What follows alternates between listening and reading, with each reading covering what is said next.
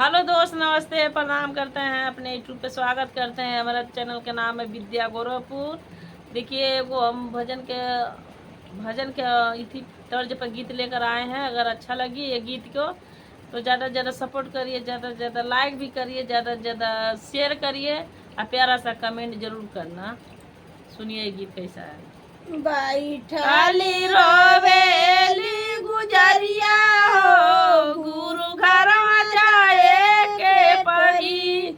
बैठली रोवेली गुजरिया हो, गुरु घर जाए के पड़ी।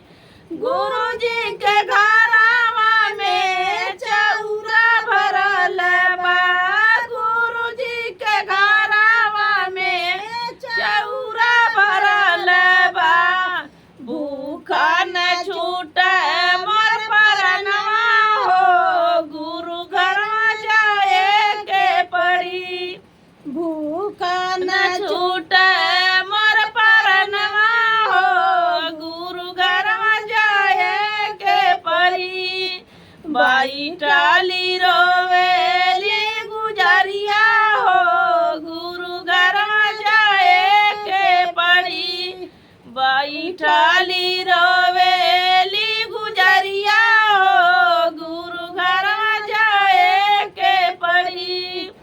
गुरु जी के घरवा में जलवा भरल बा, गुरु जी के घरवा में जलवा भरल बा। प्यासा न छूटे मोर परनवा हो, गुरु घर जाए के पड़ी। प्यासा न छूटे मोर परनवा हो, गुरु घर जाए के पड़ी। बैठली रोवे मोर गुजरिया हो, गुरु घर जाए के पड़ी। बैठली रोवेली गुजरिया हो, गुरु घर जाए के पड़ी। गुरु जी के घरवा में सोफा तकियावा, गुरु जी के घरवा में सोफा तकियावा।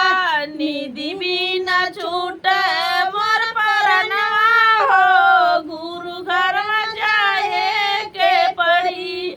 निधि भी न छूटे मोर परनवा हो, गुरु घर जाए के पड़ी। बैठली रोवेली गुजरिया हो, गुरु घर जाए के पड़ी। बैठली रोवेली गुजरिया हो, गुरु घर जाए के पड़ी। गुरु जी के घरवा में जन्म कैलू दानवा, गुरु जी के जनवा में जवन कैलू दानवा, उह मेरी बुई नमवा हो, गुरु घर जाए के पड़ी। उह पाई बुई नमवा हो, गुरु घर जाए के पड़ी। बैठली रोवेलो गुजरिया हो, गुरु घर जाए के पड़ी। बैठली रोवेलो गुजरिया हो, गुरु घर जाए के पड़ी। देखिए दोस्त, ये गीत कैसा है। हम लोग अपने हिसाब से तो अच्छा गा रहे हैं। आप लोग देखिए, कमेंट जरूर बताना, ज़्यादा से ज़्यादा शेयर करिए अपने दोस्त यारों में।